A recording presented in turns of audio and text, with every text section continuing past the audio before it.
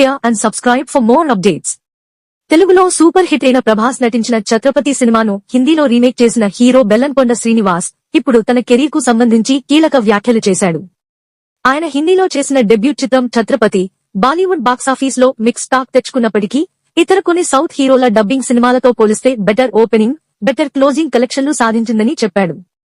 ఆయన స్పష్టంగా పేర్కొన్నాడు, నా హిందీ చిత్రం ఛత్రపతి రామ్ పోతినేని నటించిన డబుల్ ఇస్మార్ట్ మరియు రవితేజ నటించిన టైగర్ నాగేశ్వరరావుతో పోలిస్తే హిందీ బెల్ట్ లో బెటర్ ఓపెనింగ్ మరియు బెటర్ క్లోజింగ్ నంబర్లు రాబట్టింది. దీన్ని నేను పాజిటివ్ గా తీసుకుంటున్నాను. ఈ వ్యాఖ్యల ద్వారా బెల్లంకొండ శ్రీనివాస్ తన సినీ ప్రయాణంలో ధైర్యాన్ని, ఆత్మవిశ్వాసాన్ని వ్యక్తపరిచారు. ఒక తెలుగు నటుడిగా హిందీ ఇండస్ట్రీలోకి అడుగుపెట్టి మంచి గుర్తింపు పొందడం తక్కువ కాదు.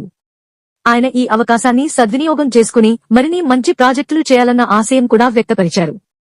ఛత్రపతి సినిమా హిందీలో విడుదలైనప్పటి నుంచి బెల్లంకొండకు అక్కడ మంచి ఫాలోయింగ్ ఏర్పడింది.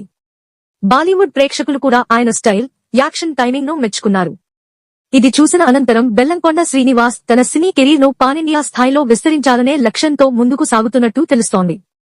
ఇప్పటివరకు వచ్చిన స్పందన తనకు ఎంతో ఉత్సాహాన్నిచ్చిందని చెప్పాడు.